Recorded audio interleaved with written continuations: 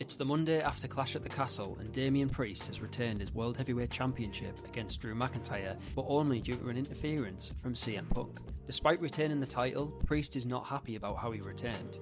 Priest wanted to win the match cleanly, to put an end to his feud with Drew, for good, and to prove who is more worthy to be World Heavyweight Champion. Priest turns to his Judgment Day family and blames his teammates for allowing Punk to get involved.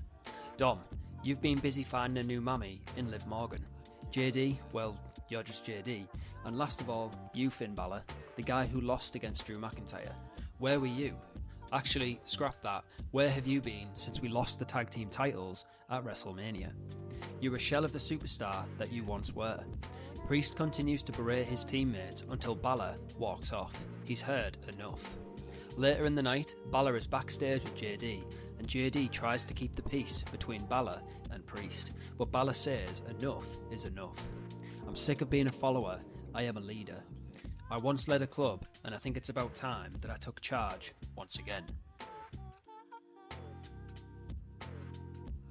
A few weeks go by, in an episode of NXT, Finn Balor is spotted backstage talking to his old friends, Gallows and Anderson.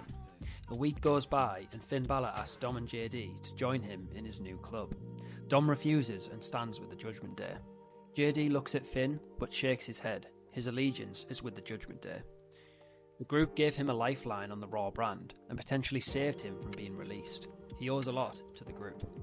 Balor says, well, if you're not with me, then you're against me. Gallows and Anderson enter the ring and attack Dom and JD from behind. The club is back, and Finn Balor is the man in charge. At Money in the Bank, the Balor Club and the Judgment Day go head-to-head in a 3 vs 3 street fight, where the Balor Club would go over.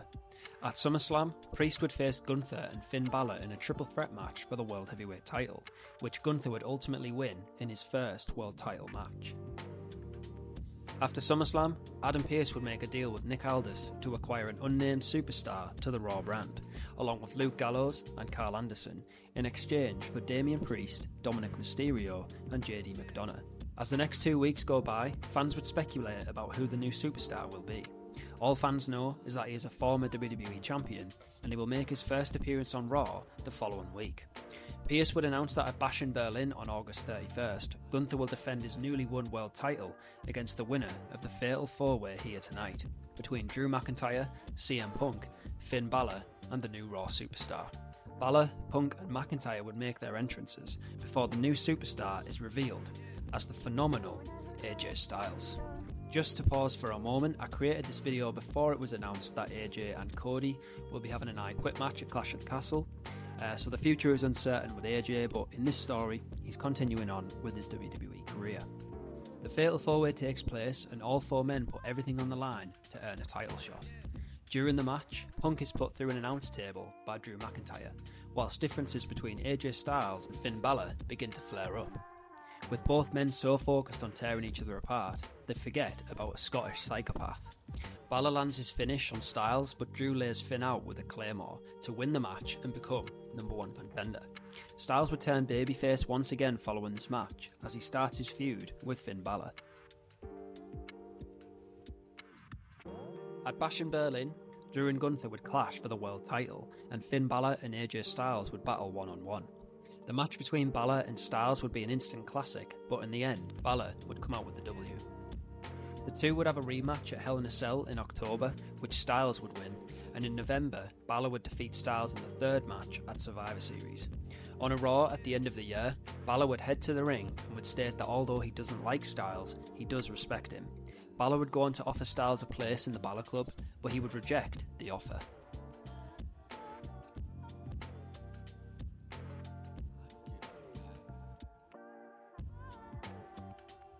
In 2025, Styles would continue to be asked to join the club, but he would always refuse.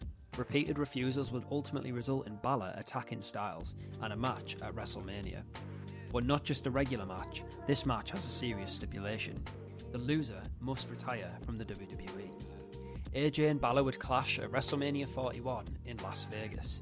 Balor and Styles would both promise to give their absolute best, and they would certainly deliver, putting on a match of the night.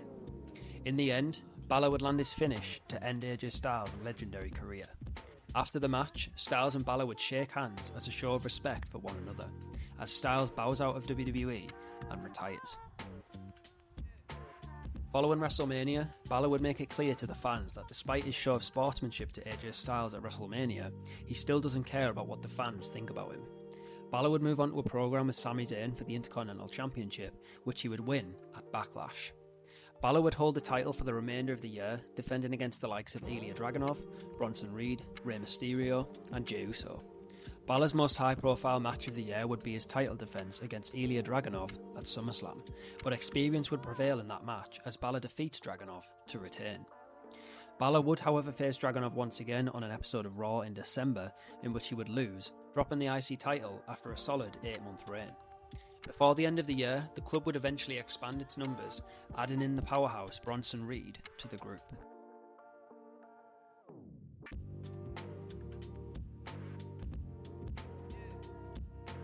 With the Intercontinental Championship behind him, Balor turns his attention to the Royal Rumble and earning a spot in the WrestleMania main event for the first time in his career.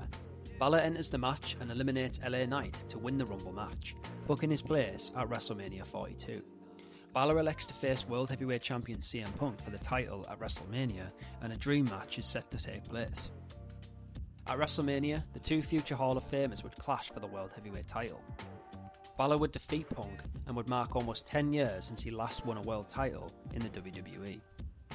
Punk would get his rematch for the world title at Backlash, but Balor would once again pick up the win after Bronson Reed attacks Punk during the match, allowing Balor to pick up the scraps and retain the title. With Punk's title quest on hold as he deals with Bronson Reed, Balor faces a new challenge in the summer in the form of Seth Rollins.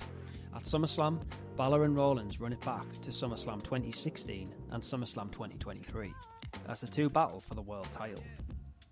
Balor would make sure that the 2026 SummerSlam is a repeat of 2016 in regards to who walks out victorious and not repeat his loss of 2023. In the end, 10 years to the date, 2016 repeats itself as Balor defeats Rollins to retain the world title. For the rest of the year, Balor remains the World Heavyweight Champion and is still backed by his loyal club members Carl Anderson, Luke Gallows and Bronson Reed. With the year coming to its end, Balor looks to add new members to the club, stating that it's time to expand the control that the Balor Club has over WWE.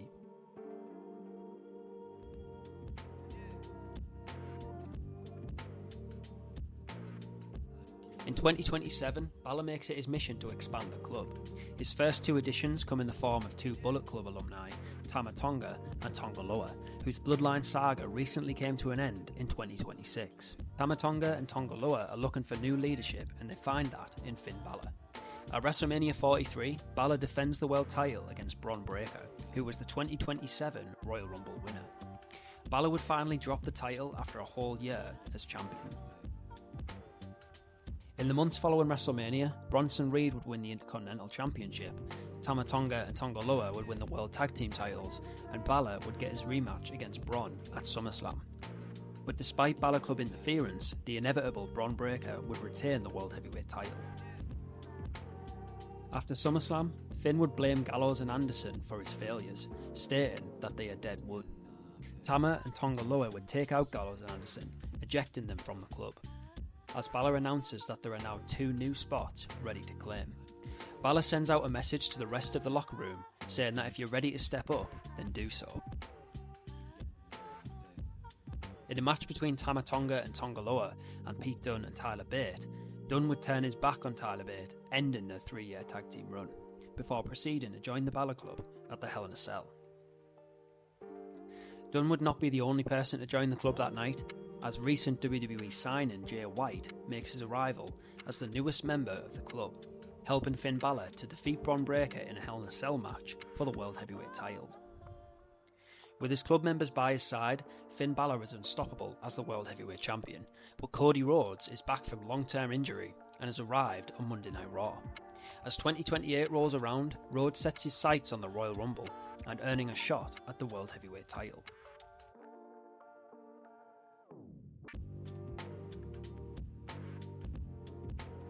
The Rumble arrives and Cody Rhodes does exactly what he said he would do, and wins the Royal Rumble for the third time in his career. WrestleMania 44 would arrive and it would be all-out Balor Club domination. Bronson Reed would retain the Intercontinental Championship, Tama Tonga and Tonga Loa would successfully defend the World Tag Team titles, Pete Dunne would defeat Tyler Bate in a grudge match, and Jay White would make his WrestleMania debut, defeating Seth freaking Rollins. The Balor Club party would have just one match remaining to cap off the most dominating performance from a faction in WrestleMania history. Balor would be faced with the challenge of Cody Rhodes at WrestleMania. If there's one night that you don't want to face Cody Rhodes on, it's WrestleMania, and that statement is proven right as Rhodes defeats Balor to win the World Heavyweight Championship. In the months following WrestleMania, Balor would attempt to reclaim the world title from Cody Rhodes, and would get one last opportunity at SummerSlam, but would ultimately lose once again. Following SummerSlam, Balor's role as the leader of the club would be in question. Jay White would be the one to question their leader as he attempts to persuade members of the group to kick Balor out. Club civil war would begin as Jay White would ultimately convince Tama Tonga and Tonga Loa to join his cause, with Bronson Reed and Pete Dunne staying with Balor. At Survivor Series War Games, Balor, Reed and Dunne would face Jay White, Tama Tonga and Tonga Loa in a Civil War War Games match. The losing club must disband. In the end, Jay White's team would win, therefore ending the Balor Club once and for all, and confirming that the club, led by Jay White and flanked by Tama Tonga and Tonga Loa, would continue on.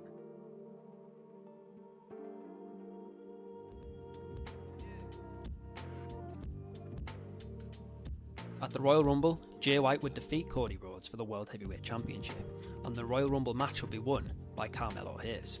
Hayes would choose to face current WWE Champion Trick Williams at WrestleMania, leaving World Champion Jay White without a WrestleMania opponent. At Elimination Chamber, Balor would enter the chamber match facing Grayson Waller, Gunther, Logan Paul, Ilya Dragunov and Bron Breakker. Balor would make it to the final two with just Bron Breakker remaining. In the closing moments, Gunther, who was previously eliminated by Bron, would return to the ring to attack Bron. The attack on Bron would allow Balor to capitalise as he wins the Elimination Chamber. With Balor confirmed as Jay White's WrestleMania 45 opponent, White ups the stakes heading into the match. Balor, at 46 years old, knows that his career is approaching its end. White states that if he loses, Balor will be the World Heavyweight Champion and Jay will quit WWE. But if Balor loses, his pro wrestling career is over. At WrestleMania 45, current champion Jay White makes his way to the ring very confidently. Balor's music plays, but not the one that we're familiar with. The lights go out, Jay White realises what he's got himself into. He hasn't agreed to face Finn Balor, he's agreed to put his WWE career on the line against the Demon. Jay White's face tells the story as the Demon Finn Balor makes his way to the ring. In what could be his last match, Balor battles Jay White in an all-time WrestleMania main event. Two former Bullet Club leaders battle for the WWE World Heavyweight Championship on the grandest stage. Jay and Balor go to war, and only one can come out victorious. Ultimately, Jay White defies the odds as he somehow manages to slay the Demon, retaining his world title and effectively ending the pro wrestling career of Finn Balor. Balor takes in the appreciation from the crowd one last time as he says his final goodbyes. Balor ends his 15-year stint with the WWE, completing a Hall of Fame worthy run. The Demon is finally put to rest and the curtain closes on Finn Balor's near 30-year pro wrestling career. If you enjoyed this one, please do drop a like and subscribe, and as always drop a comment below to let me know who you'd like to see next. I'll see you on the next one.